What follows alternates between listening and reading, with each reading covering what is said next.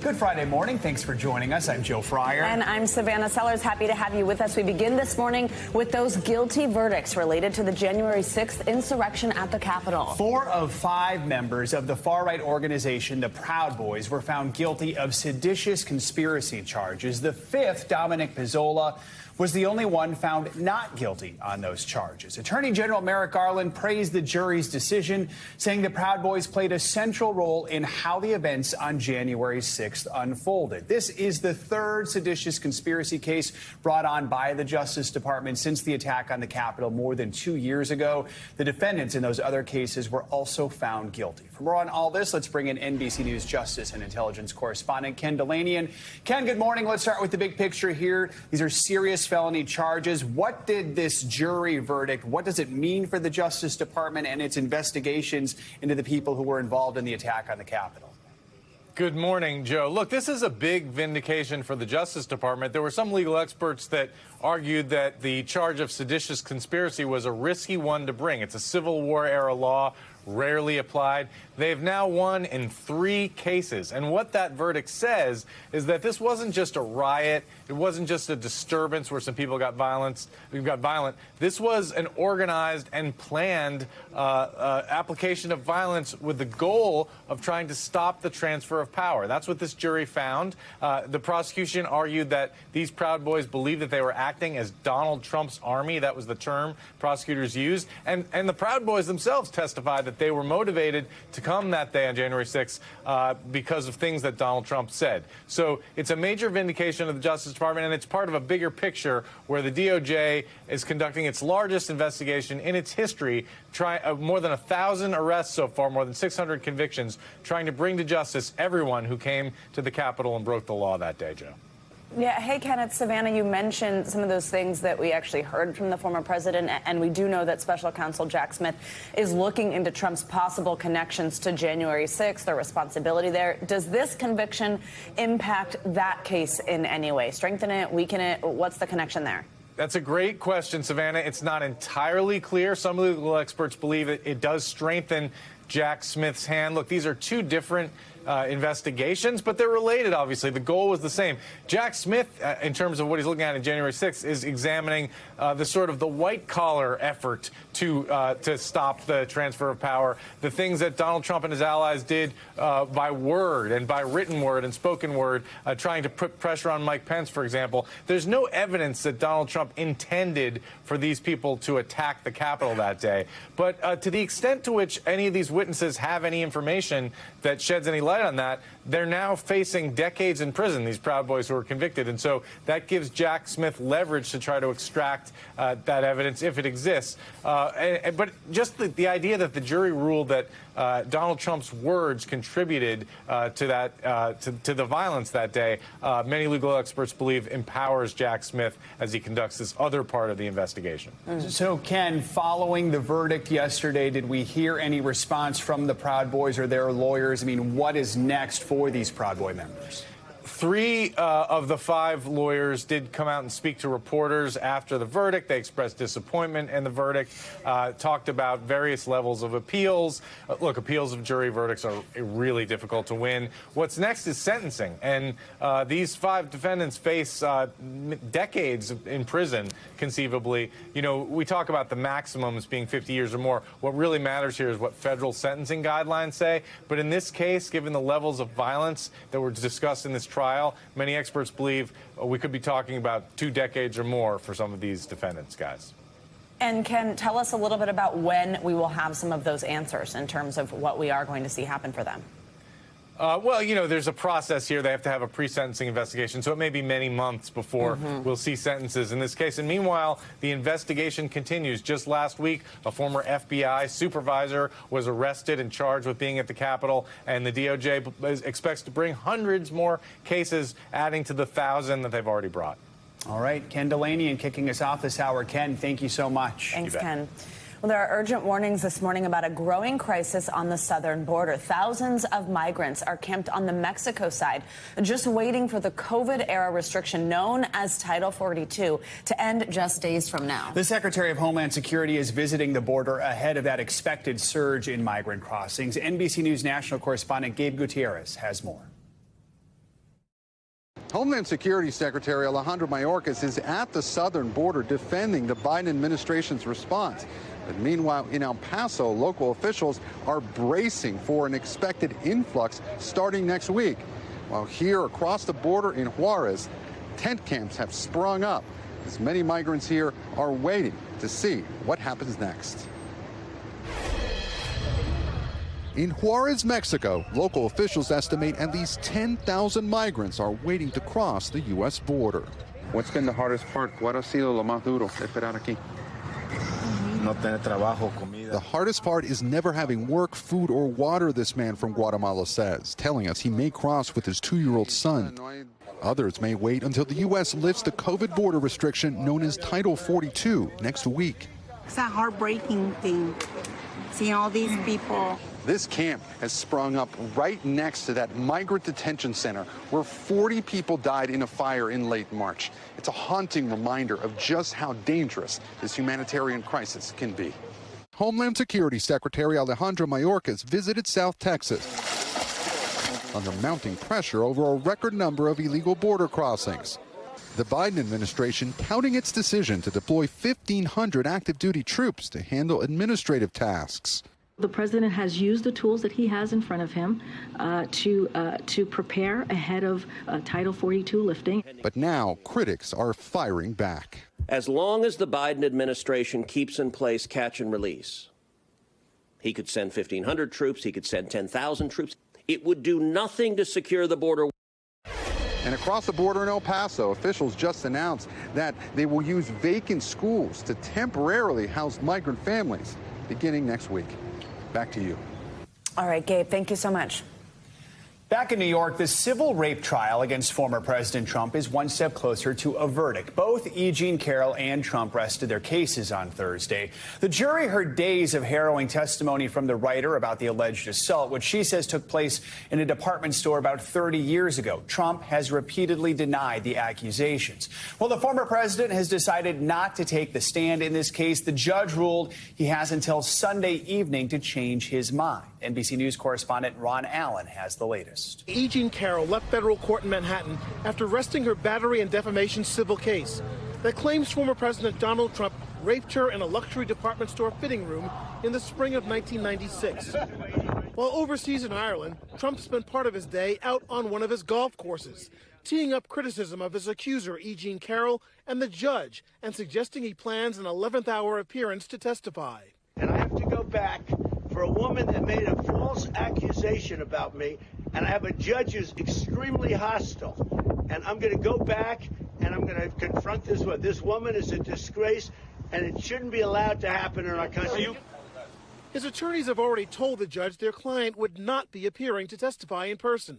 And the judge had warned Trump's lawyers that some similar disparaging remarks about Carroll on social media are extremely inappropriate and could be creating more legal trouble for the former president. The jury has heard Trump testify in a pretrial video deposition, which includes an exchange where Trump calls Carroll a whack job and mentally sick.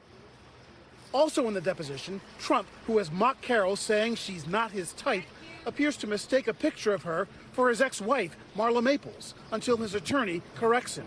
Yes. Whoa! In the deposition, the former president also responded to the infamous Access Hollywood video, played for the second time during the trial. And when you're a star, they let you do it. You can do anything. Whatever you want. Grab them by the Trump, as he has in the past, calling it locker room talk, while also saying his comments were largely true. How are you feeling today? Over several days, in addition to Carroll's at times emotional and tearful testimony claiming Trump raped her, 2 other women have alleged he sexually assaulted them. I would like to express my support for E. Jean Carroll with her suit against Trump. One in 1979, the other in 2005.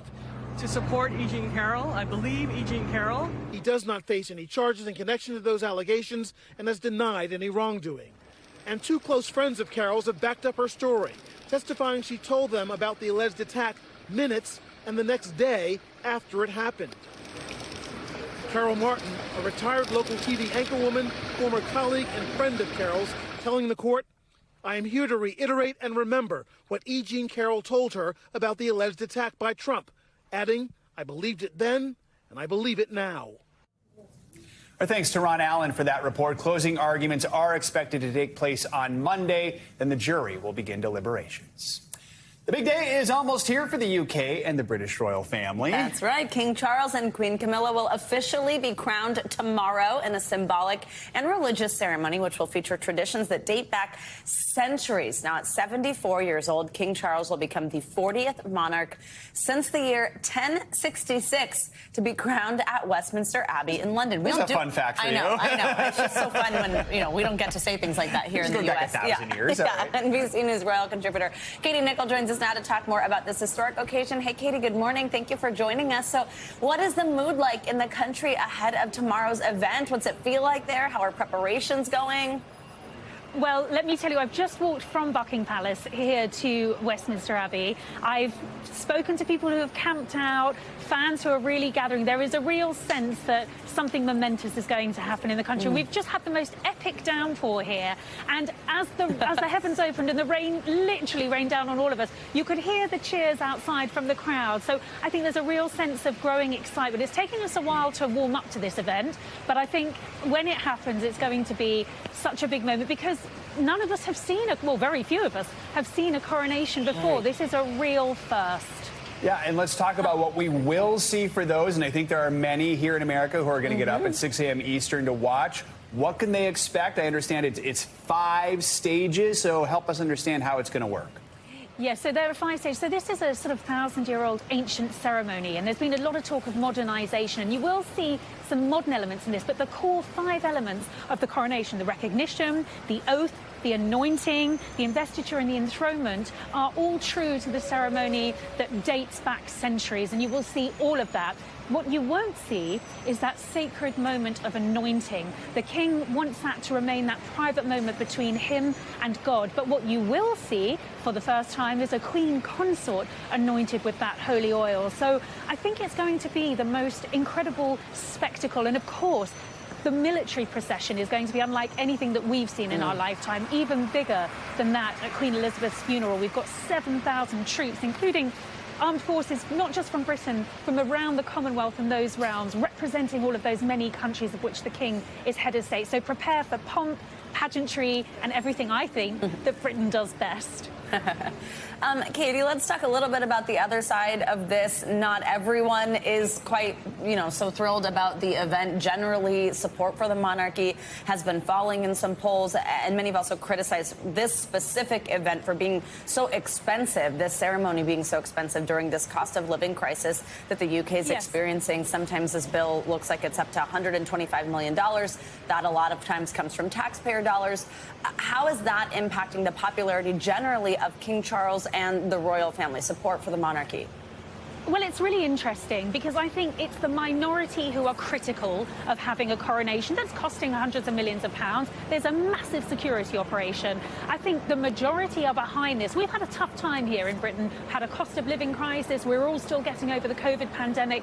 This is an opportunity for the nation to come together. And I think people are actually really celebrating that sense of community, of actually having a moment where we can be proud of Britain, because it feels like quite a long time since we've had that. And you know what? The royal family costs us, I think it's £1.29, the cost of a first-class stamp per year. And I think when you look at what it's bringing in terms of the billions of tourism, the billions of pounds for tourism, and the hotels are packed, the restaurants are packed, the bars are packed. We've not seen this for some time. We actually need this. So it's a minority, I think, who are against it. We also have to ask you about Prince Harry, who is going to be there without his wife, Meghan Markle, of course. First of all, do we know what kind of role he is going to have in this? And are we expecting a potentially awkward reunion here?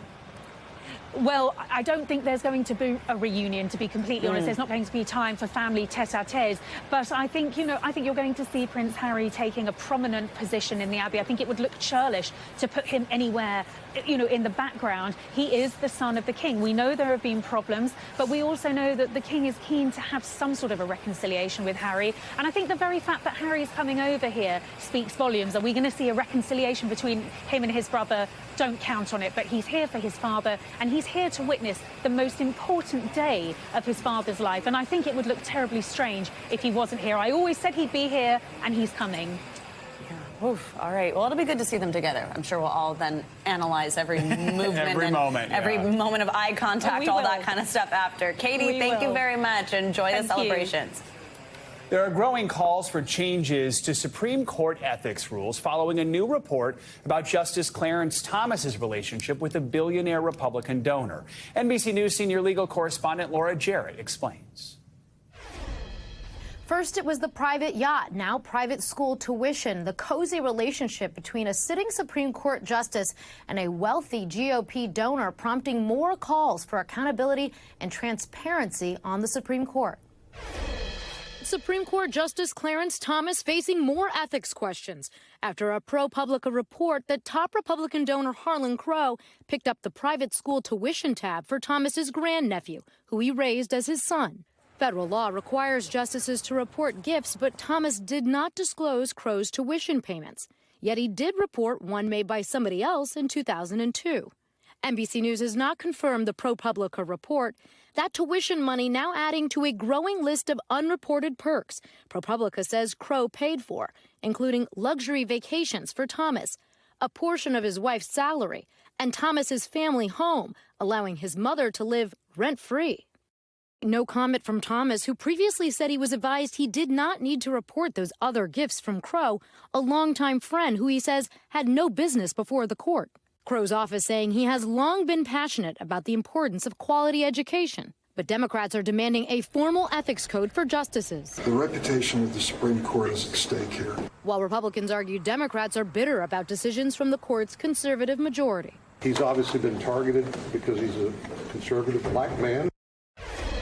The reality is Democrats in Congress do not have the votes without GOP support to pass any new ethics reform in Congress, and so it will largely be up to the justices themselves to act or not. Back to you. All right, Laura, thank you so much. Well, earlier this week, we reported on comments by the U.S. ambassador to China, Nicholas Burns, saying Washington was ready to repair ties with China and resume high-level talks.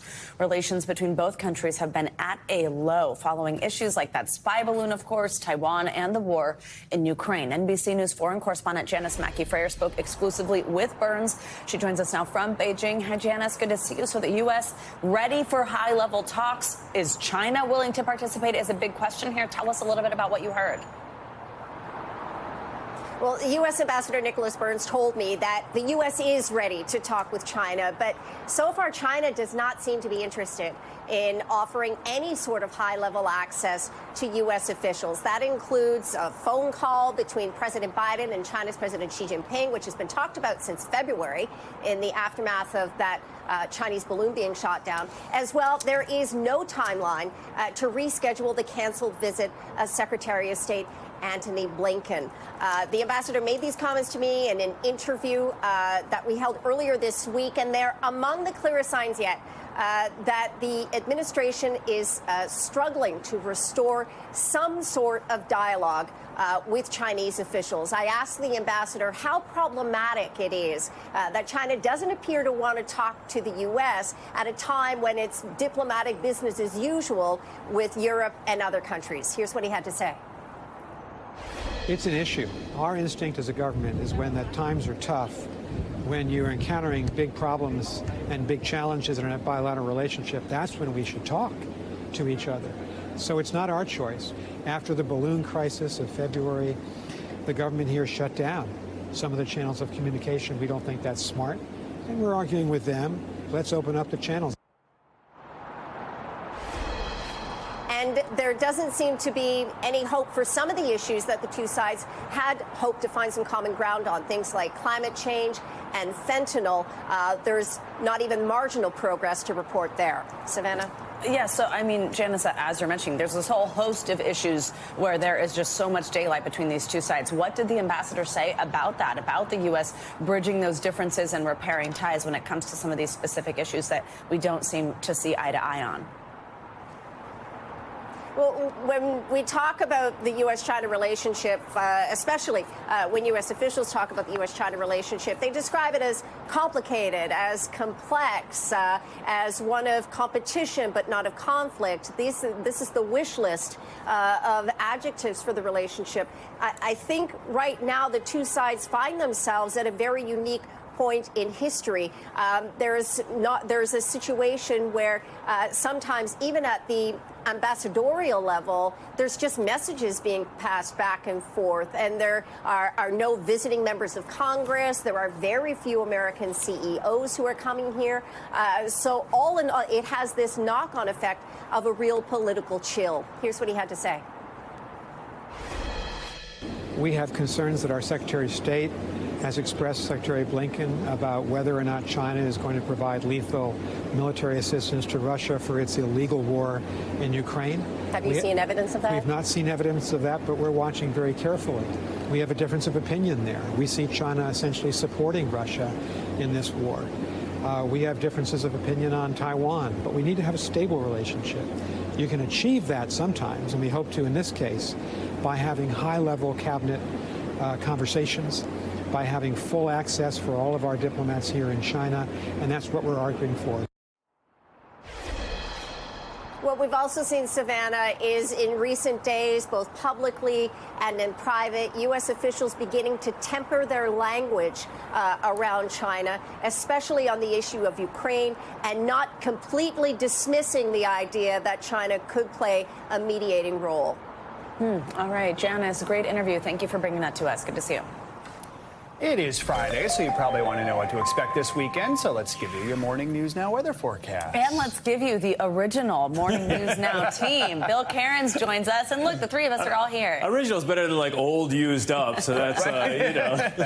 That's vintage. We're vintage. Vintage, yes. Yeah, or straight from the 80s. The rain and thunderstorms we were tracking last night in Texas, we didn't have a lot of severe weather, but this morning it's not the prettiest of mornings in areas of Mississippi all the way through Louisiana.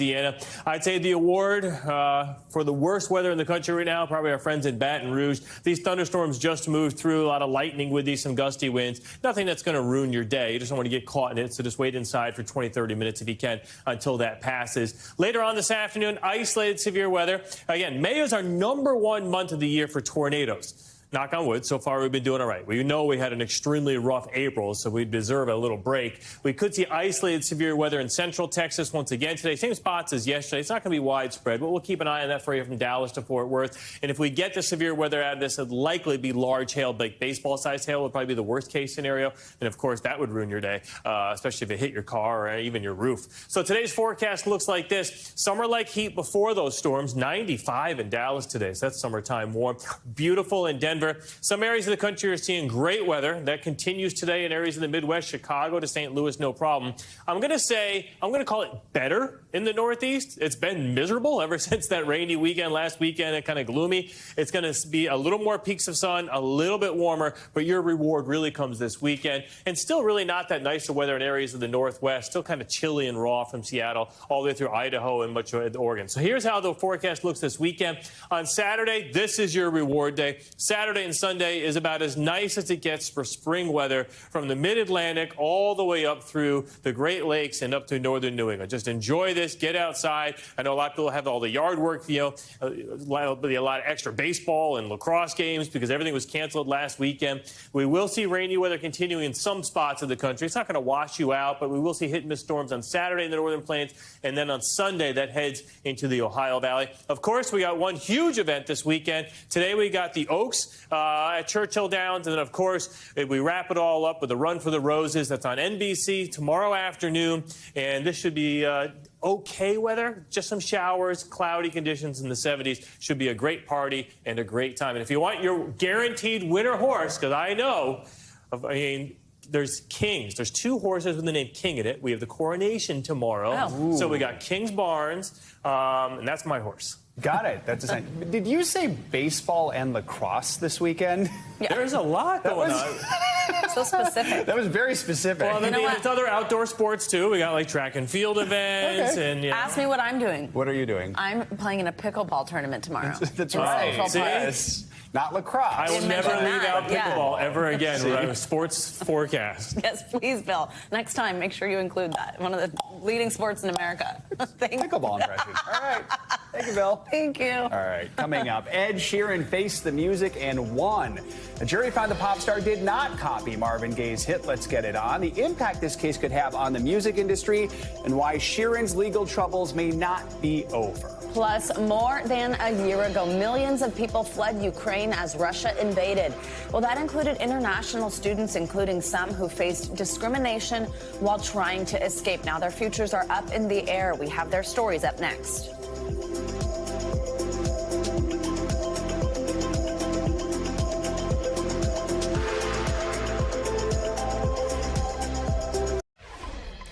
Welcome back. Singer Ed Sheeran won his copyright infringement lawsuit, which centered on his 2014 hit Thinking Out Loud and Marvin Gaye's classic Let's Get It On. A Manhattan federal jury reached the unanimous verdict yesterday. After deliberating for less than 3 hours, they found that Sheeran did not steal parts of Gaye's song. Sheeran spoke to reporters right after the verdict was announced. It's devastating to be accused of stealing someone else's song when we've put so much work into our livelihoods. I'm just a guy with a guitar who loves writing music for people to enjoy. I am not and will never allow myself to be a piggy bank for anyone to shake. The case involved a lawsuit filed 6 years ago by the heirs of Ed Townsend, Gaye's co-writer. They claim Sheeran's 2014 hit has, quote, striking similarities to Gaye's song. We want to play a short clip of the two tracks side by side so you can hear for yourself. First, you will hear Sheeran's song. 23, and I'm thinking about how. And if you feel like I feel, baby, then come on. Well, following yesterday's verdict, the attorneys representing Townsend's family released this statement saying, even though we respect the court and the jury, we believe they got it wrong and intend on proceeding forward with our appeal of the verdict. NBC News legal analyst Kristen Gibbons-Fedden joins us now to take a closer look at the case. So, Kristen, first of all, I mean, is this the verdict you were expecting? You know, it's the verdict that I think musician lovers like myself really want. You know, as a trial attorney, I always respect the jury. They're not subject matter experts. They're normal people. They gave up 2 weeks of their life to wade through something very difficult and complex. In this case, it really came down to substantial similarity. Were those two songs substantially similar? And I think having heard from the musicologists and Ed Sheeran himself, I think that they made the right decision. And especially looking at those melodic chords, finding that they weren't substantially similar and that Sheeran independently created that song was important for the music industry. Absolutely. Actually, Sheeran himself said something similar to what you were saying that we just heard from him, because there have been quite a few lawsuits like this over the last decade. Let's listen to what Sheeran had to say. This seems so dangerous to me. Both potential claimants who may be convinced to bring a bogus claim, as well as those songwriters facing them. If the jury had decided this matter the other way, we might as well say goodbye to the creative freedom. So again, touching on what you had just said in terms of sort of danger to creativity, what do you think this verdict means more broadly for the music industry and for things like this in the future? Well, it's good, you know, and I think that while this case was pending and while the jury was deliberating, even though it was short, you know, it had a lot of people in the music industry. You know, the privatization of extremely common chord progressions can really hinder or impair a musician's creativity and the ability to make original music. But I think one of the important legal elements to keep in mind here is that trial verdicts where the jury makes factual decisions aren't like Supreme Court precedent where they are making important decisions that are binding on the law. This is just informative. But again, the effect on the music industry is going to be important because it's going to really address how attorneys advise their clients with regard to what type of music they can put out. Looking at the past, you know, the jury had awarded $5 million to the gay estate for the Robin Thicke and Pharrell. So it is really important as a civil litigator to be able to advise clients how to react. You know, Kristen, this legal issue isn't over for Sheeran. He's facing separate legal action over Thinking Out Loud by investment banker David Pullman, who owns a third of Let's Get It On. Real quickly here, does yesterday's verdict have any impact on Pullman's legal claims? I think it has an extreme impact, but only on the analysis and whether or not the attorneys believe there is going to be highly success. You know, anyone can bring a suit, and again, the jury made factual decision. So Pullman's going to be able to make and create his own law based, his own case based on the relevant law. All right, Kristen Gibbons-Fedden, thank you so much for joining us this morning. We appreciate it. Thank you. Certainly a talker. Well, now let's look at what is making headlines around the world this morning. At least 8 people are dead in Serbia's second mass shooting in just days. NBC News foreign correspondent Claudio Lavanga joins us from Rome with that and other world headlines. Claudio, good morning. Joe, Savannah, good morning. That's right. At least 8 people were killed and 14 others were injured in Serbia after a gunman opened fire with an automatic weapon from a moving vehicle. Now, local media reported that a 21-year-old started firing at people after an argument with police in a village south of the capital, Belgrade. The suspect has been arrested after an extensive manhunt. This is the second mass shooting in a row in Serbia, as you mentioned, after on Wednesday a 13-year-old shot dead 8 of his fellow students in Belgrade. Now let's go to Ukraine, where on Thursday a drone was shot down over the capital, Kyiv. Initially, Ukraine's presidential chief of staff said it was an enemy drone, but later the Air Force admitted it was its own drone that had lost control over the city and had to be destroyed to avoid undesirable consequences. Now, in the meantime, in a video, the leader of Russia's Wagner group threatened to withdraw his troops from the Ukrainian city of Bakhmut by next Wednesday because of lack of ammunition.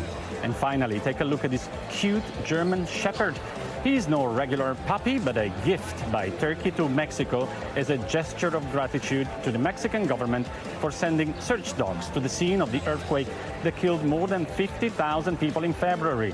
Now, Mexico's Ministry of Defense has asked people to cast their votes for one of 3 names: Arkadas, Turkish for friend, or Yardim, Turkish for health, or my personal favorite, Proteo II, in honor of Proteo, a Mexican rescue dog which died during the search of survivors in the quake, guys. Oh, what a beautiful and adorable gift, my goodness. Absolutely. Wow, so sweet. Amazing to hear about those 2 countries helping each other out.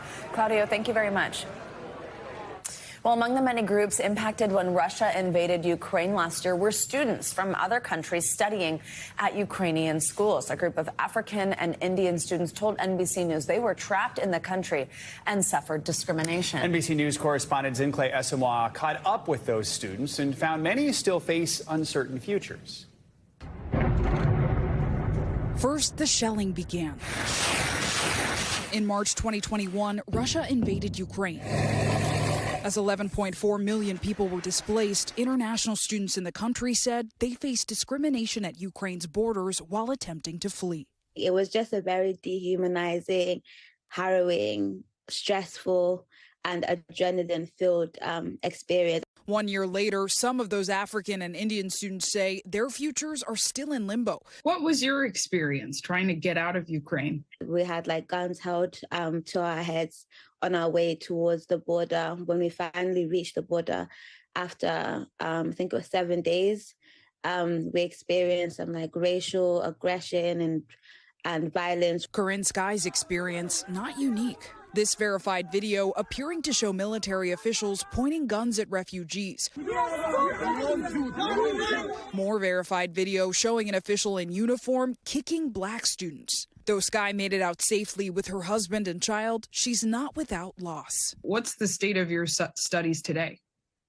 Completely non-existent. So we were optimistic. We're thinking, okay, since our universities are closed, let's try and apply to these universities that are offering to help. Then we started getting responses saying that they were for Ukrainians only. She and Mohammed Matabaraza, another med student from India, say after leaving Ukraine, they tried applying to European schools, but their treatment as non-Europeans was different. our future is in limbo, you know. In a statement to NBC, Sumi University said in part that the vast majority of the university students are studying online, with the exception of medical students who take their practical classes at the university's clinical bases, where there are, quote, well-equipped shelters. The university also said to obtain academic transcripts, students must pay any outstanding dorm or library debt to the university. Still, some, like med student Shivangi Jaswal from India, have returned. I spoke with her last March when she, along with 700 Indian international students, were trapped in Sumi University in Ukraine, melting snow for drinking water. We are afraid. Despite the conditions, Jaswal returned. Why did you choose to go back to complete it? I didn't have lots of options. It was very hard to get a transcript, to get admission to another universities, and they were asking lots and lots of money. While Jaswal accepted the risks, others do not. What do you feel right now? I felt like I made so many sacrifices, and my family made so many sacrifices, and I just don't have anything to show for it.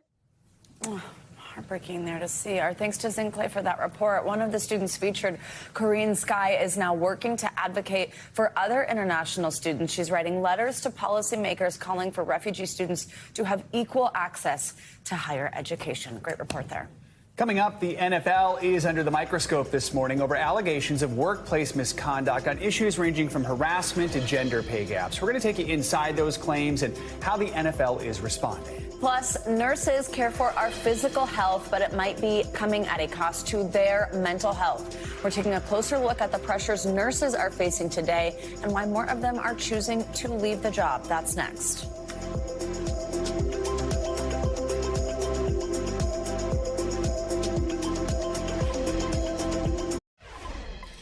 The National Football League is facing an investigation this morning by the state attorneys general in New York and California. They are looking into a host of serious allegations about the league's workplace culture, alleged pay gaps, and reports of retaliation against employees who raise concerns to HR. NBC News national correspondent Miguel Almaguer has more.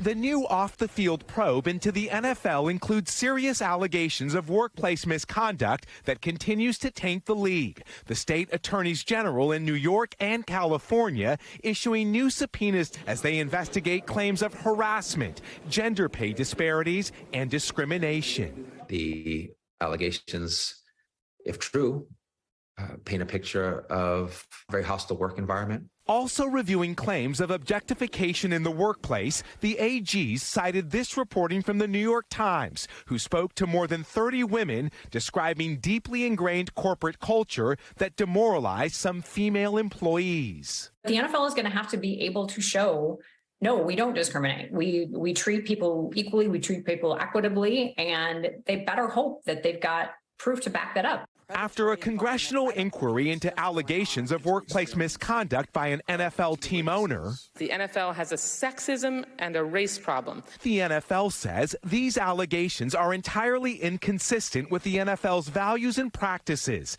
The NFL offices are places where employees of all genders, races, and backgrounds thrive. We do not tolerate discrimination in any form. No matter how big or large or powerful or popular an entity is, a corporation is, you are not above the law. That was Miguel Almaguer reporting. The NFL says it is committed to a safe, inclusive work environment and will fully cooperate with the investigation. Well, tomorrow is National Nurses Day, a day to celebrate and show appreciation for nurses and the absolutely vital work that they do. But it comes at a time when nurses are under more pressure on the job than ever before. A recent report by the National Council of State Boards of Nursing found about 100,000 registered nurses have left the profession since 2020, and more than 500,000 more say they intend to leave by 2027. They blame stress and physical and emotional burnout. Joining us now to discuss this are Letitia Hansen, an assistant professor of nursing, and Michelle Charles. She is a psychiatric nurse practitioner program doctoral candidate at Columbia University School of Nursing. Thank you both for joining us, two of our healthcare heroes. We appreciate your time this morning. We appreciate the work that you do. So look, I mean, I think it's not a surprise coming out of the pandemic that this field, nurses feel taxed. They're physically and emotionally emotionally drained. Letitia, I'll start with you. What kind of stresses are nurses and nursing students facing on the job every day? Put it in context for those of us who don't do this. The nursing shortage and the burnout has led to nurses to feel overwhelmed. They're exhausted. They're tired. And what is the impact for all the nurses then, Letitia? It takes a mental toll on on nursing students and also on nurses. The increased levels of depression, increased levels of anxiety, feeling overwhelmed. They're exhausted. So, I mean, Michelle, it's not just nurses who are experiencing high levels of depression, stress, and anxiety. Many of their patients, they're also going through some of these same issues. How are nurses able to approach mental health care, and how does this impact the type of care that nurses can give? Absolutely. I mean, so I think we saw during the pandemic, these rates of depression, anxiety, they started to skyrocket. And, we just didn't have enough providers to provide all the care that we needed. Nurses in advanced practice roles can do so much. We can prescribe, we can diagnose, we can treat mental illness. And I think it's a great place for nurses to be. Absolutely. It's something that we totally need. Also, I mean, every study that we're seeing shows how much more support society needs in that regard. Letitia, I'm wondering if there's any specific strategies that you're teaching students to help them cope with the physical and mental stressors of the job, especially as it has been a really taxing time in many ERs and many urgent cares as we've been dealing with COVID. What do you tell your students about that? Well, first is to notice when you're feeling overwhelmed. Notice when you need to recharge your battery, when you're feeling drained. If you've noticed that you're making mistakes or that you're not having enough sleep, changes in appetite. So first noticing when you're overwhelmed. And then there's steps to take to help recharge your batteries. Like, for example, having time for yourself, saying no, being able to turn off electronics, help reduce fatigue, eating well, and also spending time with others, being able to talk to your other fellow nurses, people in your family, being able to have community support is also a big help for nurses. So I think there's a number of ways that we can work together to help reduce some of the burnout that we're experiencing. And Michelle, those last points right there that Letitia mentioned, being open and talking about it, that can be some of the best ways to deal with mental health. But right now, patients, they're facing long wait lists just to get an initial visit with a provider or perhaps a therapist or someone who can help them. So what can people do in the meantime if they're on a wait list for services, if they're struggling to get what they need right away? Absolutely. I think one of the greatest things you can do is be really open to other modalities like group therapy. And some people, they'll go to group therapy as a way to tide them over until they can find an individual therapist or provider, but then they find that they love group. So I think, just remain open. All right. Letitia Hansen and Michelle Charles, thank you both so much for everything that you do, and thank you for joining us for this important conversation this morning. We appreciate you, and everyone at home, show your gratitude for our healthcare heroes. Thank you very much, both of you, for joining us. Coming up, the serious warning from the so-called godfather of artificial intelligence, saying AI is spreading too fast to contain. We're going to have more on his message. Plus, the top tech execs called to the White House to respond to these concerns over the risks technology could pose. That's next.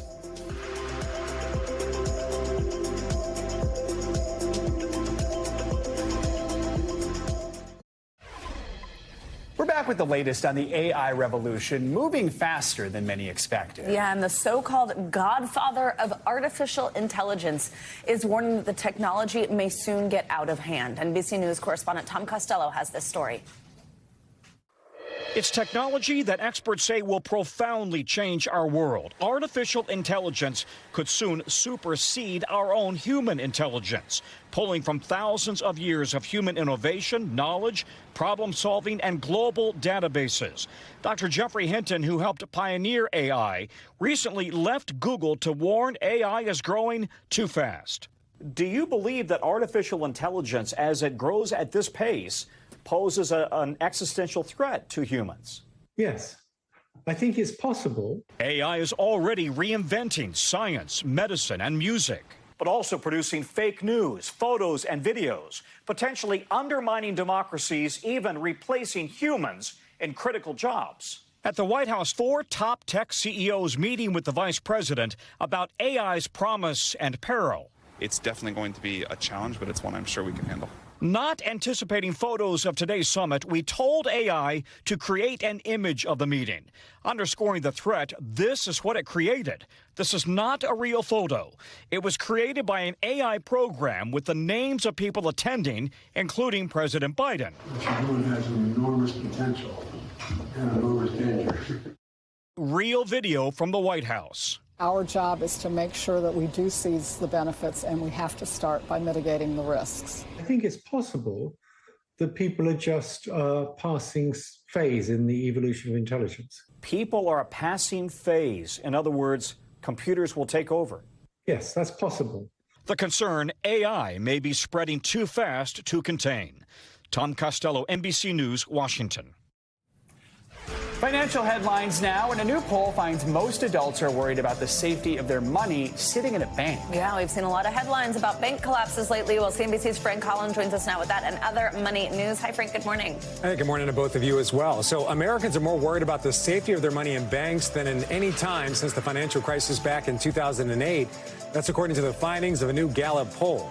Nearly half of people say they are very or moderately worried about their deposits, while just 20% say they are not worried at all. This poll was conducted in April after Silicon Valley and Signature Bank had both failed, but before the collapse of First Republic. However, this is not a survey that Gallup does on a regular basis, so it may be difficult to say just how attitudes have changed over time. The iPhone, it continues to be a bright spot for Apple. Sales surging in the company's latest quarter thanks to strong demand for high-end Pro models. Apple says services revenue hit a record high. This includes things such as iCloud, Apple Music, and Apple TV+. Apple kicks off its annual developers conference in just about a month, where it's expected to unveil the long-awaited mixed reality headset. And the rumors are true. Google will launch its first foldable phone during its developers conference next week. The company unveiling the Pixel Fold in a short teaser video on YouTube. It shows a full-size outer display that opens up to a tablet very similar to Samsung's Galaxy Fold. The Pixel Fold is expected to cost more than $1,700. Back over to you. Wow, I'm only interested if you can dramatically shut it when you're done with a phone call. Well, you must be able to. I was just going to say the same thing. That's why it's intriguing to me, because it's kind of like you get this situation, but... Yeah, got it. Boom. All right. Don't you miss being able to do that? Great to see you so much. Frank's like, I don't know what you guys are talking about. Coming up, talk about being at the right place at the right time. Take a look at this. A man stopping a stroller with a baby inside moments before it rolled onto a busy highway. We're going to bring you the story behind this heart-stopping video next.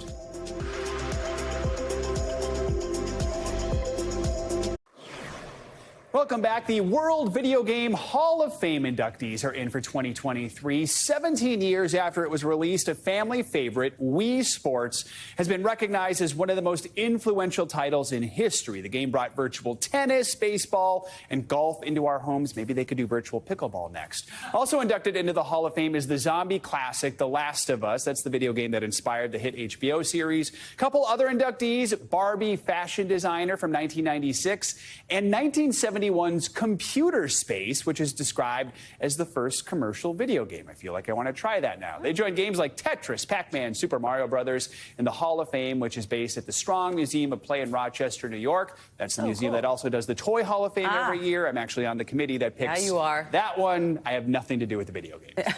Very cool, though. Also, by the way, just since you mentioned pickleball, I feel like that was misleading. I was like, I'm in a tournament. It's just with my friends. It's not like I actually know what I'm doing. You're not going pro? You know, yeah, exactly. You trust me. You don't want to be my partner. All right, Joe, thanks. Yeah. Well, now to a close call out of California. Surveillance video capturing the moment a baby stroller rolled downhill toward rushing traffic before a Good Samaritan stepped in. NBC News correspondent Maya Eaglin has this story. A heart-stopping moment caught on camera in California. Strong winds pushing a baby stroller down a driveway of a car wash headed straight into oncoming traffic. The child's great-aunt desperately trying to chase after him, but repeatedly falling to her knees, unable to stand up. I heard screaming to the right. Witness Donna Gunderson was sitting at a nearby patio when she saw the crisis unfold. And I looked back and I see a stroller going down the driveway, and my heart dropped. Seconds before tragedy struck, Gunderson's brother Ron, seen here rushing to the rescue, stopped the stroller and saved the baby from rolling onto the busy road. I knew I can get it, and I got it, and I'm thankful for that because I really wouldn't want to see the end result if I wasn't there. The great aunt overcome with emotion as Ron returns her baby and another bystander consoles her. She tried everything she possibly could to get up. Her knees were bleeding when I got up to her, and she was still shocked. She was crying. The frightening incident also serving as a reminder to anyone using strollers to always lock the wheels. Just simple as hitting the brake. Maya Eaglin, NBC News. Oh my goodness, what a video. Thank goodness for that person jumping in there. Yes, and the poor great aunt falling. It's so good to hear that, she's okay. They were reunited, but Exactly. wow. Oh my goodness, stunning video. All right, what an amazing man. That does it for this hour of Morning News Now. But stay with us because the news continues right now.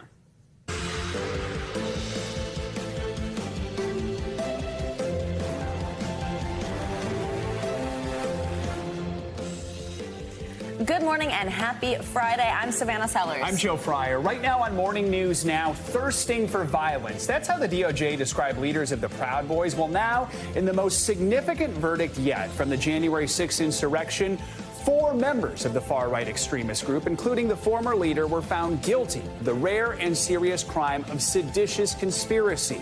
We'll take a closer look at what those charges mean and how this verdict could affect other cases connected to the riot. A critical report on the strength of the economy this morning as new hiring numbers for the month of April are released. We've got full analysis of that breaking data, including what it all means for America's class of 2023, now looking for work. The final countdown, it is a royal celebration decades in the making. We are less than 24 hours from the coronation of King Charles, bringing the finishing touches on His Majesty's scaled-back ceremony as a second spotlight shines on the royal rift between the King's sons and the questions over what role, if any, Prince Harry will have.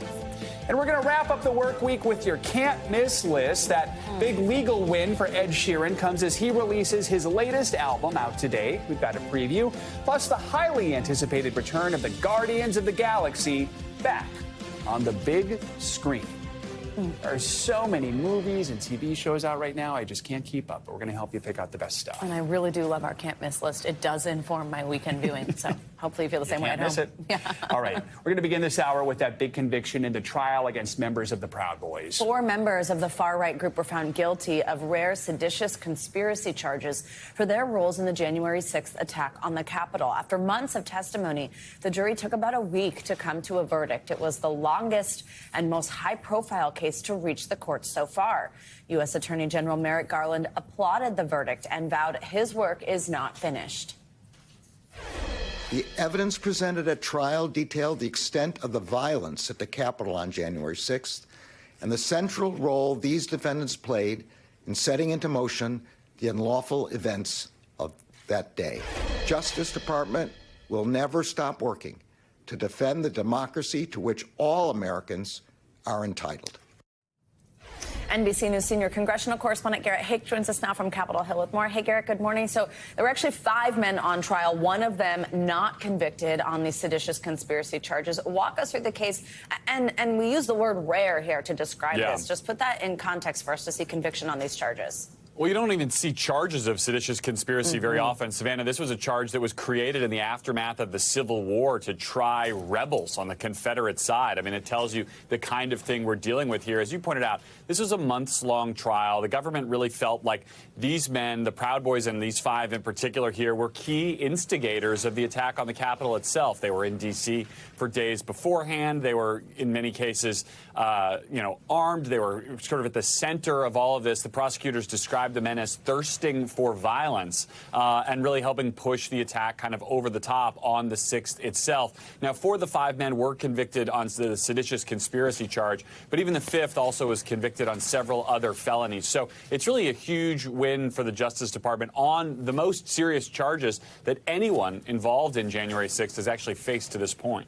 So, Garrett, this is just really the beginning of a lot of these that we're going to see coming up. I mean, many more people awaiting prosecution for their alleged roles in the insurrection. So 2 questions here. How does this verdict impact those cases? Strengthen them, weaken them, any sort of relation there? But then also, of course, what does this mean for the investigation into former President Trump and his alleged involvement that day? Yeah, Savannah, there have been more than 1,000 arrests connected with the January 6th attack on the Capitol. Now, hundreds of those cases have already been disposed of, either going to trial with convictions or with a guilty pleas. Anytime you get a major conviction like this, it presumably puts some pressure on other folks facing similar charges to plead down rather than go to trial and risk it. Now you've seen that juries here in Washington, D.C. are willing to convict on these very serious charges. Now, as it relates to the Trump investigation, this is kind of interesting because one of the men who was convicted here of conspiracy wasn't even in D.C. on the day of the attack. He was at a hotel room in Baltimore. And the kind of legal theory that's developing here is if you could be part of this conspiracy from as far away as Baltimore, you could surely have been part of the conspiracy from the White House or the Mayflower Hotel, where some of Donald Trump's allies were planning around January 6th and the events of that. So the convictions could inform how Jack Smith, the special counsel, builds his case against Donald Trump or others in his orbit, but we won't really know until we see kind of his final work product whenever that is released. And Garrett, back to this case that we're talking about right now with these 4 convictions. Let's talk sentencing. When can we expect to see that, and what does a minimum sentence look like with this?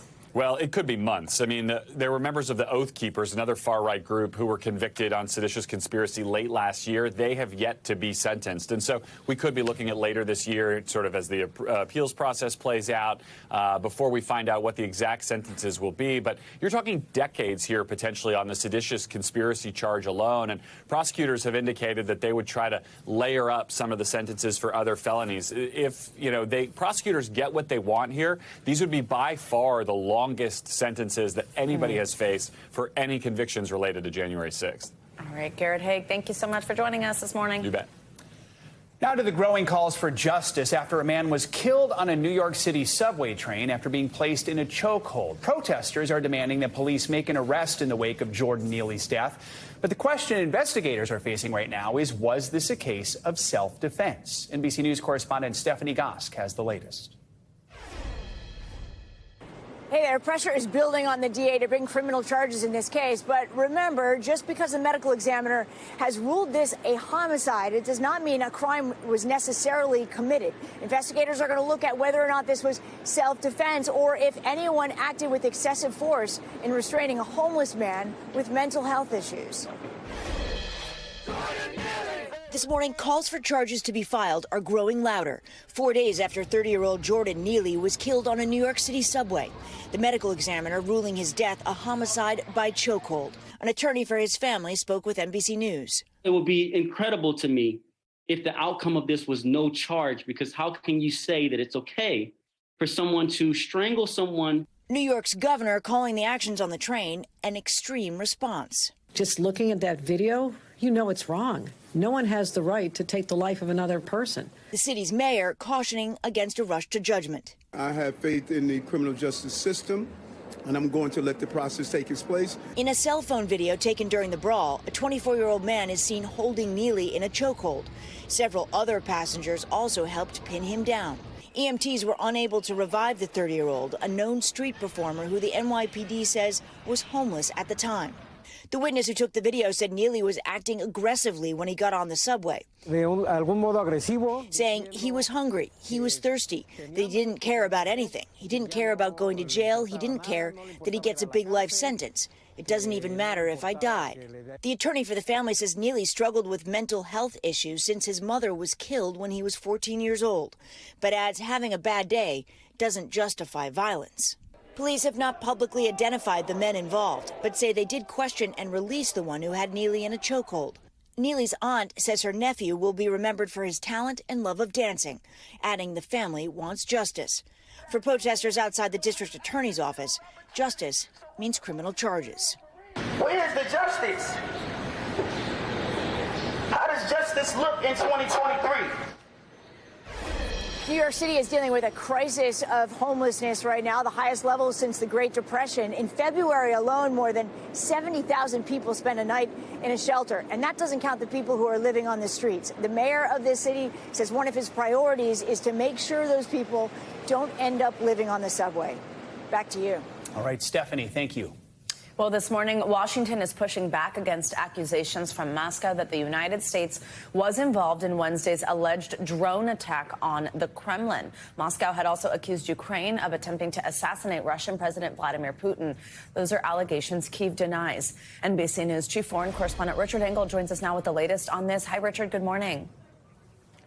Good morning. U.S. officials say they are still trying to make sense of what may have happened or what may have not happened, motivations. They're still trying to unravel this mystery. But one thing they are saying very clearly is that the United States, as Russia claims that the U.S. was involved, U.S. officials are saying the U.S. had nothing to do with this whatsoever.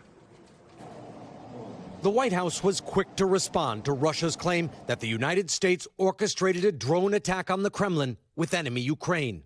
I would just tell you Mr. Peskov's lying. I mean, that's obviously, it's a ludicrous claim. The United States had nothing to do with it. The director of national intelligence telling Congress America's powerful spy agencies are still trying to make sense of it. We don't have information that would allow us to provide an independent assessment on this. Videos posted in what seemed like a timed release on social media Wednesday show what looks like a small drone racing toward the Kremlin. Destroyed, Russia says, by radar defenses and causing no damage.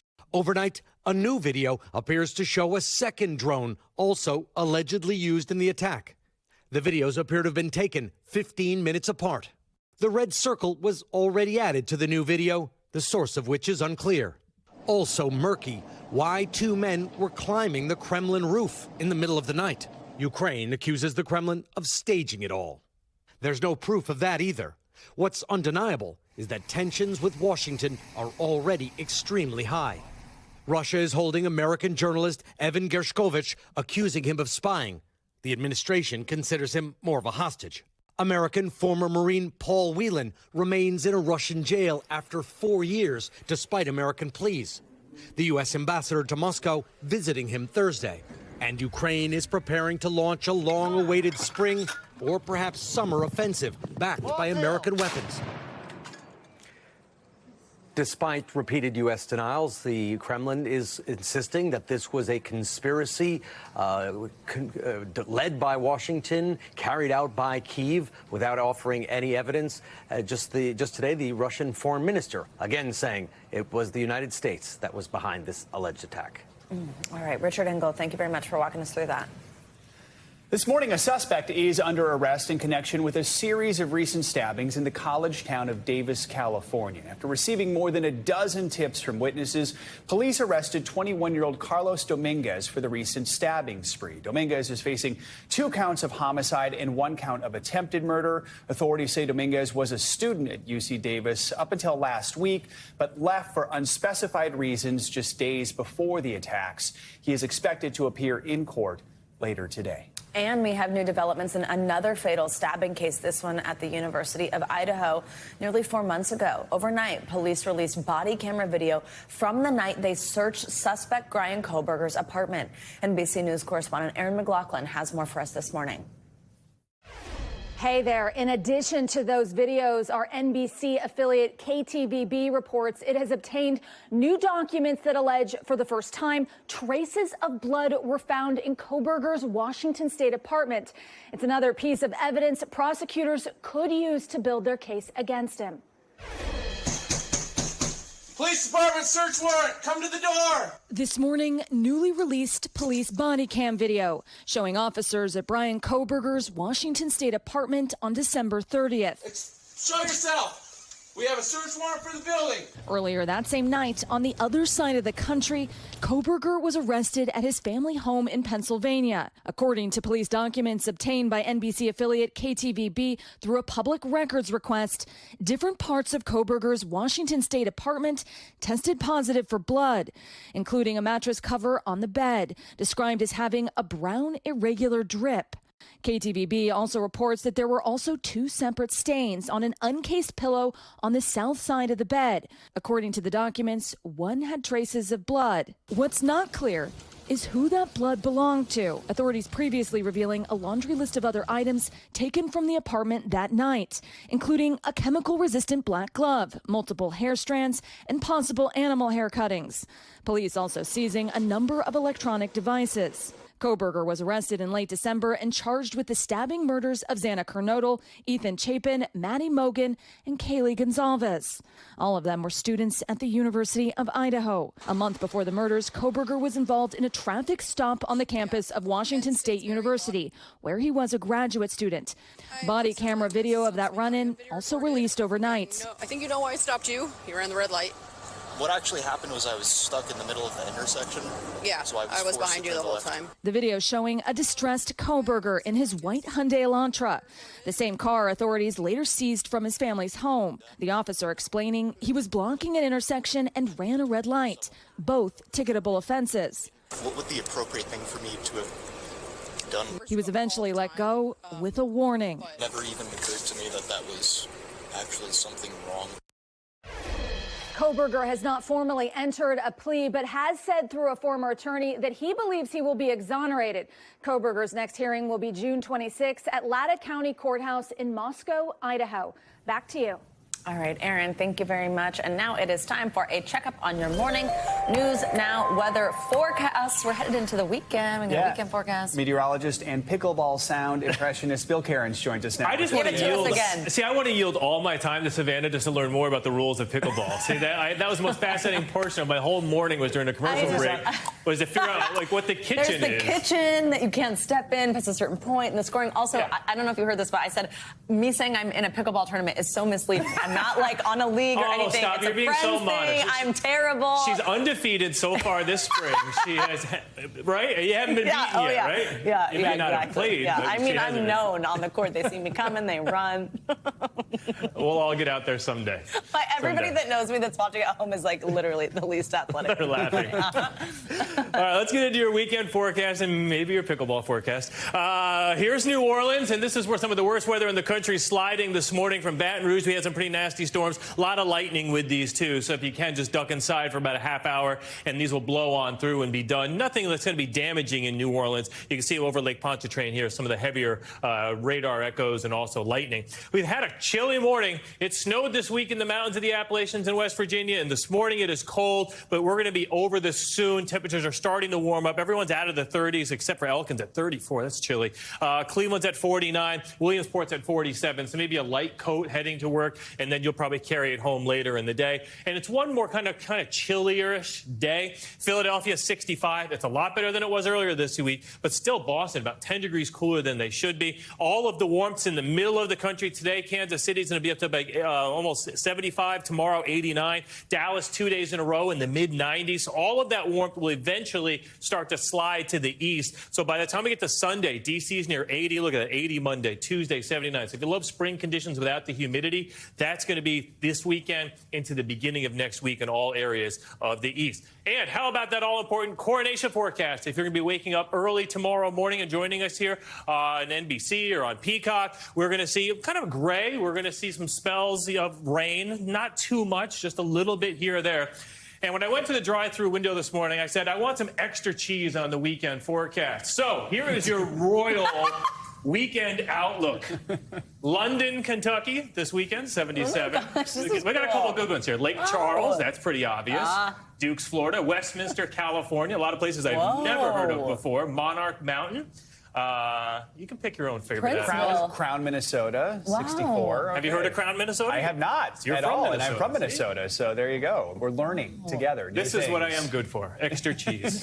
I love how the forecast is gray with a little rain, which is like the most London forecast. It's so easy, right? Yeah. It's like San Diego, sunny and like 60. All right, I know. thank you, Bill. Appreciate it. Thanks, Bill. That was fun. Coming up on Morning News Now, we are on Coronation Watch this morning, covering each and every angle of tomorrow morning's historic celebration.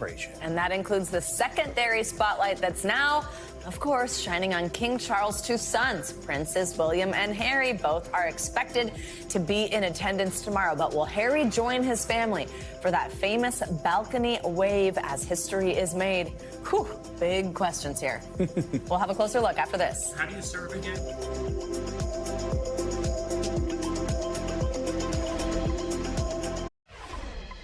It is a new era for the British monarchy. King Charles will be crowned tomorrow in a historic event featuring one of Britain's biggest military ceremonies this century. NBC News chief international correspondent Kirsten Mintz has the latest from London.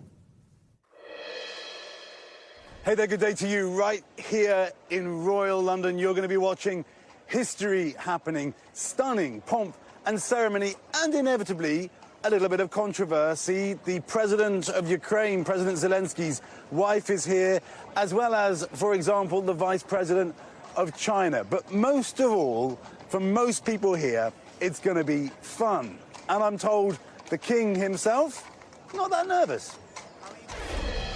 King Charles looking relaxed, just 24 hours before the biggest day of his life. It's not too bad. The Prince and Princess of Wales even taking time to go to a local pub. Having done some of the households, I want a bit more ease and then Good, thank you. If all goes well, good. Fingers crossed. Good weather as well. Overnight, the city's landmarks lit up. And this morning, commuters treated to a light-hearted message from the King. Please mind the gap. London is almost ready, with last-minute preparations underway under heightened security. While many are looking forward to the pomp and circumstance, protesters are vowing to ensure their slogan, "Not my king," is heard. It will be Britain's biggest ceremonial event this century. The Major General in charge speaking to us exclusively. How nervous do you get before a big event like this? I don't really get nervous because we've done a huge amount of training. Little has been revealed about Prince Harry's plans. The King's youngest son will attend without his wife and children, but Harry will not have a formal role in the coronation. On Saturday, by 5 a.m. Eastern, guests including First Lady Jill Biden will be arriving. At 5:20, the King and Queen's procession will leave Buckingham Palace for the Abbey. At around 6 a.m. in front of 2,200 guests, the coronation ceremony will begin. The crowning moment midway through the ceremony, approximately 7 a.m. on the East Coast. At 8 a.m., the King and Queen will ride in a gold state coach for a stunning procession of 4,000 troops. Then at around 9:30, the famous balcony appearance. Expect more fun pictures of the children, while 9-year-old Prince George will make history as a page. The Barnes family flying in from Seattle to be here, trying to get a glimpse of it all. 80-year-old Chris has travelled for many royal events, and now she's bringing her daughter and granddaughter. It's going to be great seeing my grandmother in her element. The coronation, a celebration that will be remembered by generations. One thing we still don't know, who will be on that famous Buckingham Palace balcony. The palace saying that we'll find out when it happens. Now, could they be doing that so there's not so much talk about the controversy surrounding Prince Harry? Is it possible that Prince Harry himself could be there? We think he's going to head straight back to California, but I guess on a day like tomorrow, anything is possible. And just think about this history. For 100 years, or almost 100 years, the Queen has appeared on that balcony. For the first time tomorrow, she won't be there. It's going to be really poignant, too. All right, Keir, thank you so much. And as he mentioned, aside from the historic crowning, the spotlight really is going to be shining on both Prince William and Prince Harry. That's right. Harry has returned to the UK to attend the event without his wife, Meghan, or their children. NBC News foreign correspondent Molly Hunter is with us now from London. Hey, Molly, good morning. Hey, guys, good morning to you. Now, I'm just around the corner from where Keir is at Buckingham Palace. We're actually on the Mall, and if you hear some crowds, that is people lining up already, camping out for the big day tomorrow. But that's right. All eyes will be on these two brothers. There is a lot of love in this country for both of them. But tomorrow, they will be having and they will be serving their father very differently. Take a look. In the final hours leading up to the coronation, the King and Queen in waiting are out and about. So how are you doing? Greeting locals, the Princess of Wales talking about the weekend ahead. Are the kids excited for the weekend? I'm looking forward to it. There's a mix of sort of nerves and anticipation and excitement going on at the moment. William and Kate, far and away the most popular members of the royal family. Meanwhile, from California, Prince Harry coming in just for the ceremony, still unclear if he'll be part of the lineup on that famous Buckingham Palace balcony wave. The Wales family, all of them, as they have done before, will most certainly be joining the new King and Queen high above the crowds below. Tomorrow, during the service, the heir to the throne, Prince William, will be on full display, launching a new chapter in his own destiny, kneeling and pledging his loyalty to his father. We have the reign of Prince William to be King William to come as well. And Prince Harry is going to want to be there for his brother, no matter what they have gone through. And King Charles would want Prince Harry to be there for his brother when King William ascends to the throne. King Charles will also rely heavily on the Princess of Wales, the most beloved according to recent polling, and for good reason. She's at the top of her game. Marking a new era, she's launching causes that deeply resonate with the 41-year-old mother of 3. And since Harry and Meghan's departure, the Wales don't typically respond to headlines about the Sussex family. They're pretty busy with their own young family, sharing some milestones with the world, but mostly just getting on with it. It's one of the hardest jobs in the world because you're damned if you do and you're damned if you don't. You have good days and you have bad days. But for Harry and Meghan, the roller coaster has continued since they stepped back from royal life in 2020, and the split between the brothers widening across the Atlantic. Hoda asking Prince Harry about his brother just last year. But do you miss your brother, your dad? Of course I do. I'm trying to juggle, being a parent and all the other bits and pieces that come with this new life that we've got. That's a constant balance. And so tomorrow, King Charles will have both his sons present, but perhaps not the way he always imagined. Now, guys, one of the things that's incredibly clear, we've been talking to a lot of young people in the last few weeks leading up to the coronation, is that King Charles has a Gen Z problem. According to a YouGov poll, of 18 to 24-year-olds, only 32% actually support a monarchy. But King Charles knows that, and so he will be relying heavily on the Princess of Wales, on the Prince of Wales. People that I've spoken with, guys, say they are more down to earth, they're more relatable, they are talking about issues that really resonate more with my generation and even younger people. Guys? All right, Molly, thank you so much. Thank you, Molly. And joining us now with more insight on King Charles' coronation is historian and NBC News royal contributor Susanna Lipscomb. Susanna, good morning. Thank you so much for being with us on this. So exciting to have you here. I know you flew in for this. This is very great. So this crowning a king or queen at Westminster Abbey, this is nothing new. This is historic. This is what's happened for 1,000 years or so, dating back to William the Conqueror. But this does have some new twists, I understand. So tell us some of the new stuff we'll see. You're right. We've got this combination of something that's ancient but also adaptable. So they are definitely trying to do things to show that the monarch is in touch with his constituency, that we're going to see inclusion of women much more than has been traditionally the case. So we see that from the very beginning, when the Archbishop of Canterbury does this recognition, turns to the congregation and says, do you accept him as king? He'll say that, but then 2 women will also say the Lady of the Thistle and the Lady of the Garter. And one of those is Baroness Amos, who's a person of colour. We will also see diversity in terms of representation of ethnicities and faiths. This is a Christian ceremony, but they've included, where possible, references to multiple faiths, because it's a modern secular country, and 40% of people in Britain say that they are not of any religious affiliation, and 6% are of other faiths. And so we're going to see moments where members of the Muslim, the Jewish, the Sikh, the Hindu community present regalia to the king. And at the end, they will greet him. And what's really nice about that is they've found a way to work with the chief rabbi on Shabbat. So they're not using microphones. So we won't hear that greeting because there won't be any electricity, but he will greet the king at the end of the ceremony. And also, it's scaled down, right? So it's a 2-hour service rather than the 3 hours that we had with Elizabeth II. The processional route is shorter. There's a much smaller role for the aristocracy. They won't be there in their robes and coronets. And there's many more people from the community who are going to be included. Let's talk a little bit about the guest list here. America keeping with the tradition of not sending a president to a royal coronation. So the First Lady's like, hey, I'll go. What can we expect for her and other foreign VIPs who are going to be there? Well, quite a lot of waiting. I mean, they need to be there. They need to be there at 9 a.m. local time, and the service starts at 11 a.m. local time. So there's quite a lot of waiting whilst they see members of the royal family arrive before the King and Queen Camilla arrive for the coronation. And then it's going to be 2 glorious hours. I mean, they're going to hear the most amazing music in this extraordinary venue for music. The acoustics in Westminster Abbey are fabulous. They're going to see processions. They're going to see, even though they won't actually see the anointing, which is the kind of holiest moment of the coronation. That's going to be hidden from them as well as from us. But it's going to be this ancient ceremony encased in a kind of modern wrapping. As Molly mentioned there, our friend and colleague just a moment ago about kind of this Gen Z issue and King Charles is going to rely on the Prince and Princess of Wales.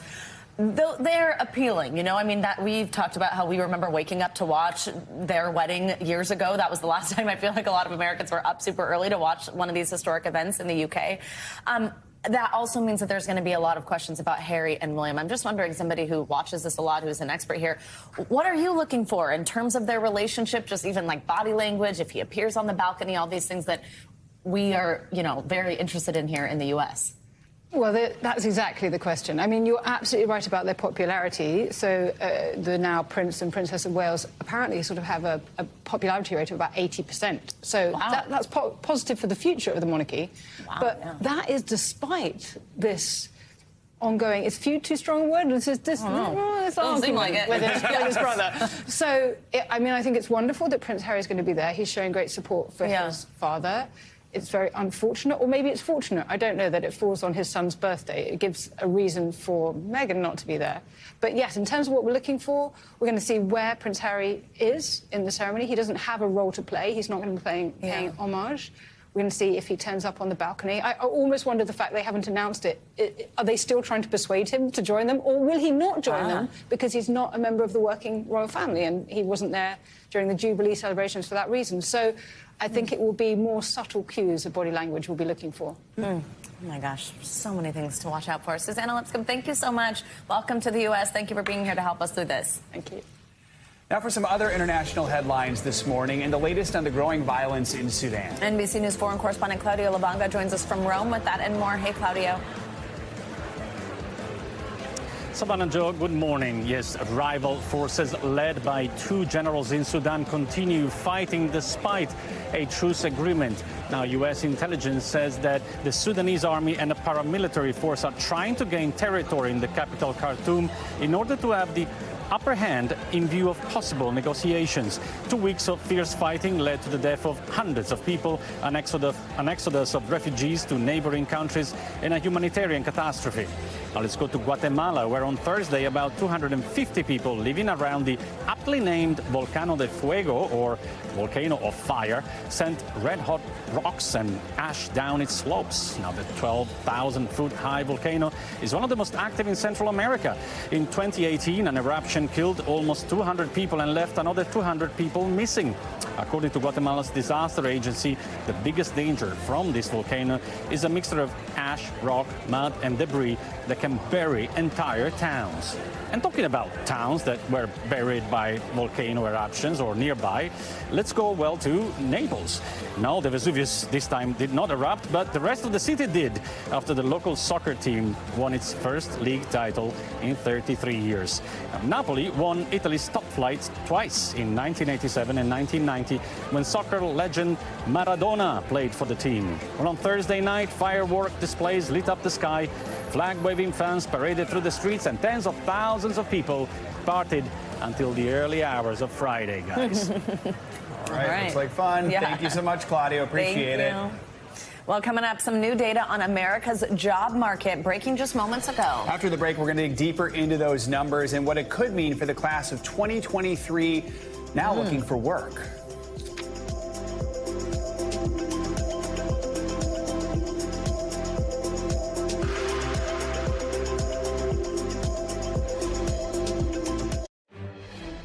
We are back with some breaking news. The April jobs report has just been released by the Labor Department. According to the report, 253,000 jobs were added during last month. Yeah, that is more than the 236,000 positions added in March. The unemployment rate in the U.S. now 3.4%. It went down. We're going to get analysis from John Lear, chief economist at Morning Consult. But let's start with NBC News business and data reporter Brian Chung. So, Brian, let's talk about these numbers. Job market is not cool enough right now, is it? No, not at all. And this is despite the Federal Reserve's efforts to deliberately slow this economy. And economists have been saying, well, we would expect the pace of job gains to slow by now. And instead, what do we get for the April jobs report? breakout numbers, right? Adding 253,000 jobs in the month and the unemployment rate ticking down to 3.4%. Now, we saw a lot of the job gains focused in business services, healthcare, leisure and hospitality, social assistance. So there are a lot of pockets of this economy that are still aggressively hiring. And this is really interesting because it's happening at this time when inflation is high.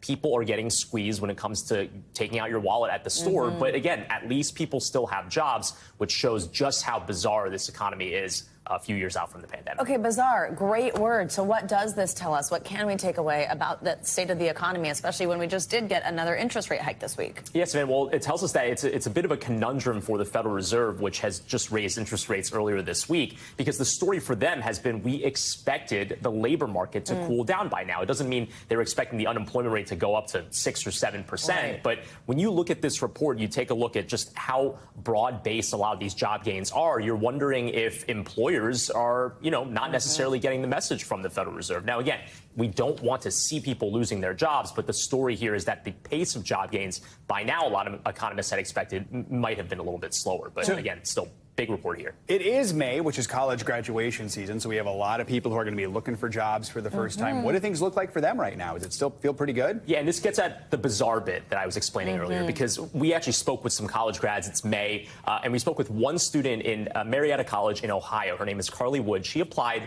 to 170 jobs, and she's graduating tomorrow. Take a listen to what she said about the difficulty in finding a job right now. It feels like a full-time job sometimes. I got to a point where I was literally kind of anxious if I wasn't actively applying to jobs throughout the day, or I'd be like, I haven't applied for a job in 2 days. I need to get on LinkedIn or Indeed. So how optimistic are you that you'll be able to land something soon? I am pretty optimistic that I'll be able to get a job in the next month, hopefully.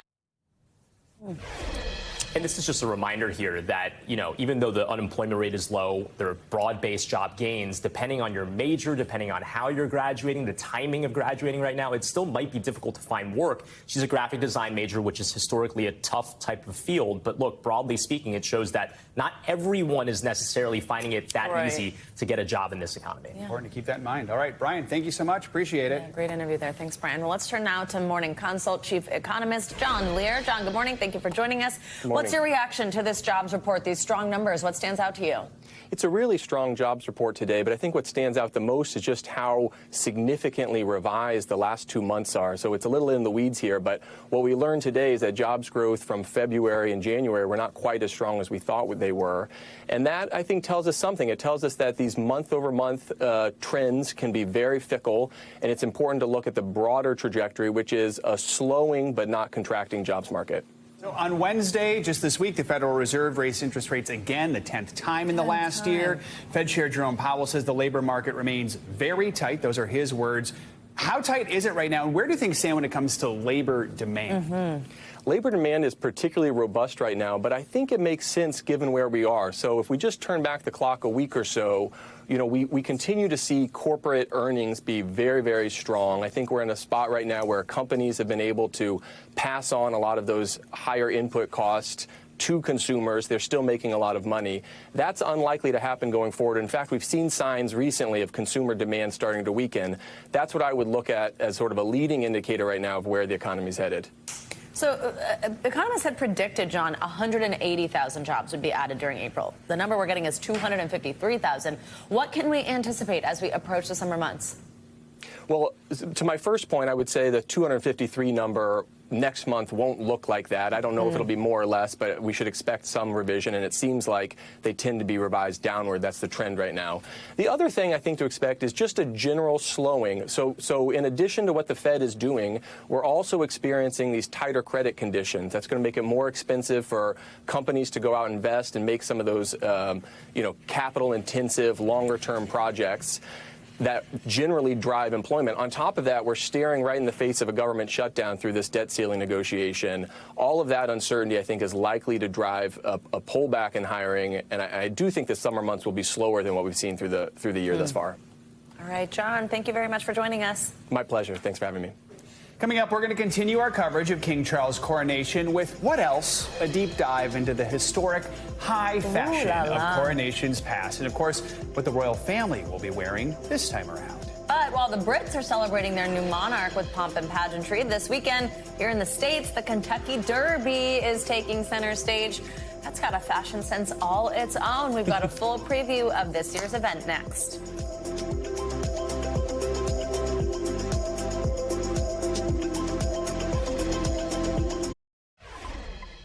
Welcome back. It is a big event this weekend full of history, pageantry, and great hats.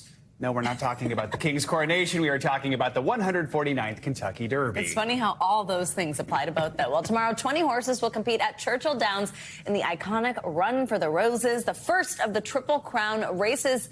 You can watch it right here on NBC. Well, joining us now to talk about everything you need to know about the Derby is NBC sports reporter Donna Brothers, and she is, look where she is, right there at the track. Donna, good morning. Beautiful shot. How cool to be right there. So tell us, I mean, a lot of viewers might not be up to speed on horse racing or know this, but the top contenders, we know who they are, right? It's Forte, Tappet Trice, and Angel of Empire.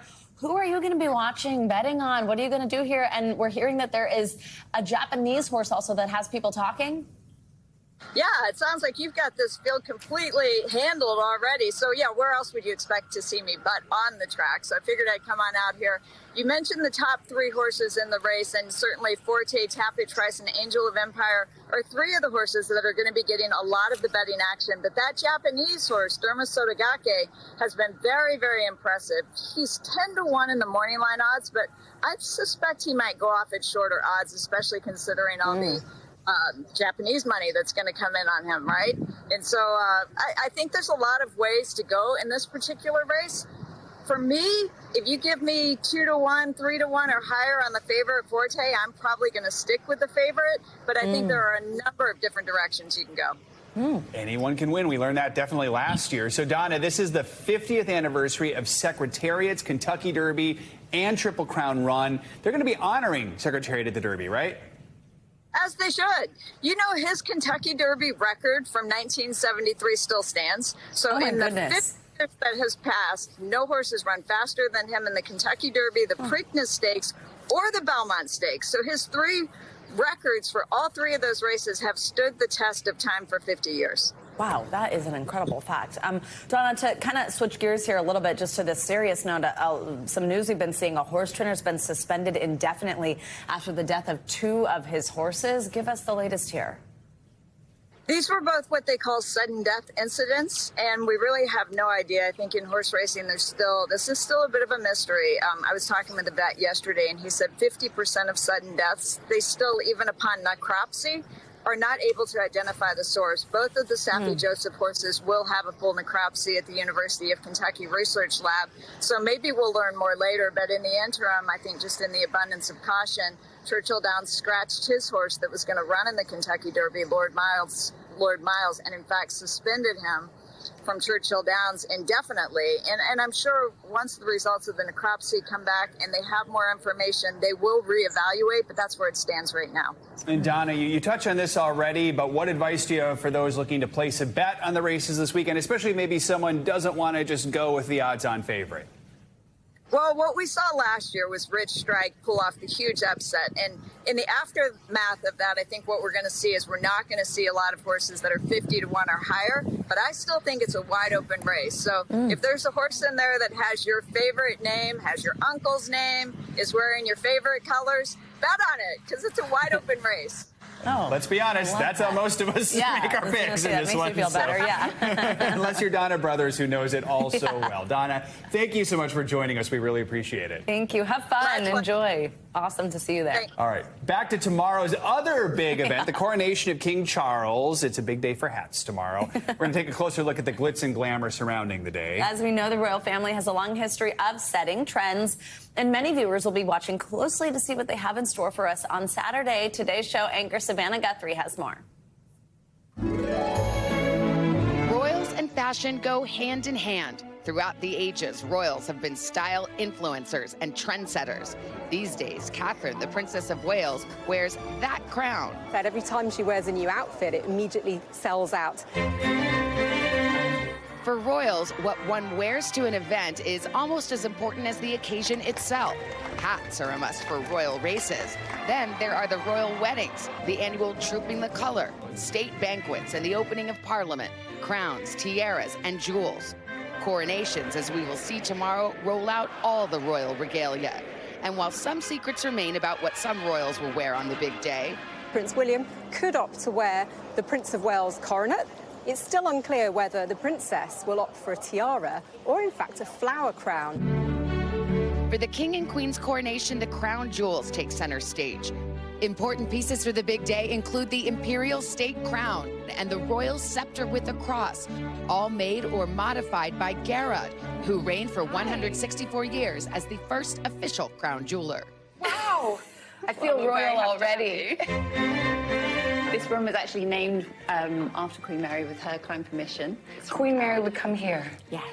Well, so you've had a lot of royalty over the years. Yes, we have. So on Coronation Day, we will see jewels that were designed here. Yes.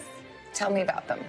Okay, so we actually have a original artwork here of Queen Mary's consort crown. So that was designed and made by Garrod for Queen Mary in 1911. And Queen Consort Camilla is going to actually wear this this crown. The crown that she's going to be wearing. What about the imperial crown? So the imperial state crown, that was remade totally by Garrod in 1937. Very bedazzled here. So you're looking at some replicas of tiaras, historical tiaras that Garrod had made. Can we look at them? Yes, yeah, of course we can. What do we think? Perfect on you. You have the perfect hair for a tiara. Oh, good. I'm so glad. That's how I've just been going my whole life waiting for the right tiara. There's also another iconic creation to their credit. You're sporting some beautiful bling as well, and I feel like I've seen this before. A beautiful example of this is Princess of Wales' engagement ring, which was formerly worn by the previous Princess of Wales, Diana. Hers is obviously a little bit larger than this one.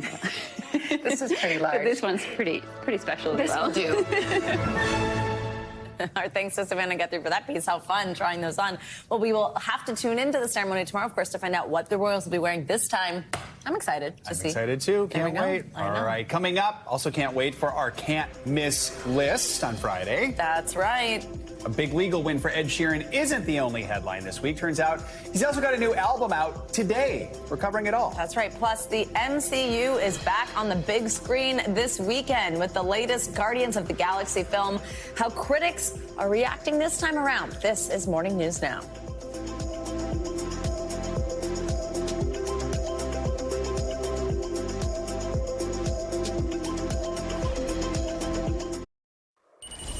It is Friday, which means it is time for our can't miss list. That's right, a weekly roundup of all the movies, shows, music you got to check out this weekend. And journalist Ariel Kristen joins us now with more on this week's list. Good to have you with us. A lot to talk about. Let's, of course, talk about the big movie. Marvel Universe is back. Huge. Guardians of the Galaxy. Yes. Volume 3. Lots of good buzz, some good reviews, but also some backlash, too, right? Yes. Yeah, so there's a lot of anticipation for the film. I mean, they're estimating that it's going to be an opening weekend of $120 million, which is huge, obviously. Yeah, wow. Chris Pratt, I mean, you know, he's going to knock out his other movie, Super Mario Brothers, possibly. He's just got too much going on. He's got too much going on, but there's a lot of buzz around the film. People are really excited about it. But yeah, there has been a little bit of backlash because of the fact of, like, there's some dark moments. They said this is one of the darkest versions of Guardians of the Galaxy. So that has been a little bit of the backlash, especially around Bradley Cooper's character, Rocket. So there's some things that they're saying that that people are feeling a little bit like dark around this film. But it's definitely going to be something exciting and one to watch. I mean, this is,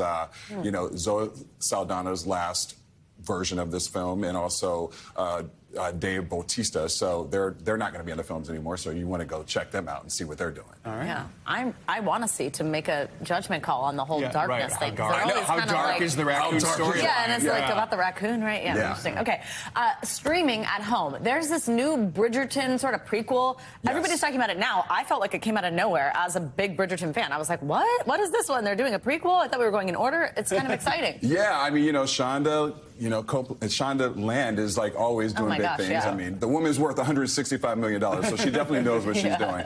So this is the prequel to Bridgerton.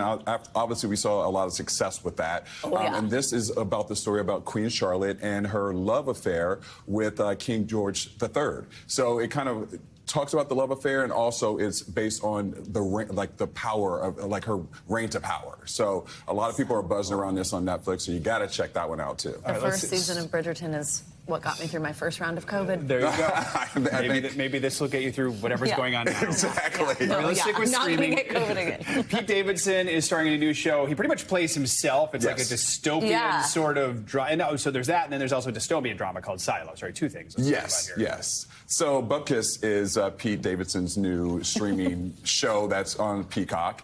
They say it's like a semi-autobiographical version of his life. I mean, I feel like Pete Davidson is that guy who everyone loves to hate, but they still love him. Yeah. So it also stars Edie Falco, who plays his mother, and Joe Pesci, who plays his grandfather. And it kind of is like this semi-autobiographical story of his life. They compared it also to The King of Staten Island, which was his film that he came out with a couple years ago. So it's a lot of paparazzi, a lot of guest appearances from people like Kenan Thompson, Machine Gun Kelly, and the list goes on and on. Jon Stewart. So it definitely is something to go watch this weekend. And Silo? Silo, that's the one I'm most excited about because I love a little sci-fi mystery, first of all. So this one is about a group of people living below ground when the world is contaminated. So it stars Tim Robbins, Rebecca Ferguson, Rashida Jones, Common. I am really excited about this after seeing this trailer. So that's one I'm definitely putting on the top of my list. And what a cast. All right, just quickly, we've only got about 30 seconds here. Ed Sheeran, he just...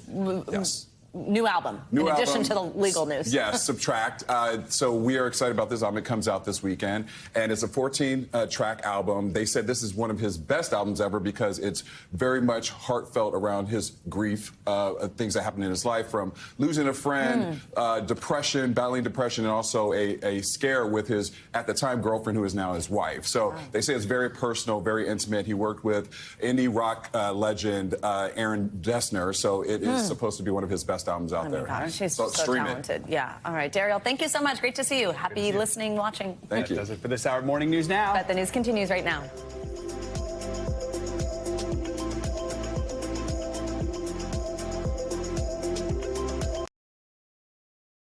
Thanks for watching our YouTube channel. Follow today's top stories and breaking news by downloading the NBC News app.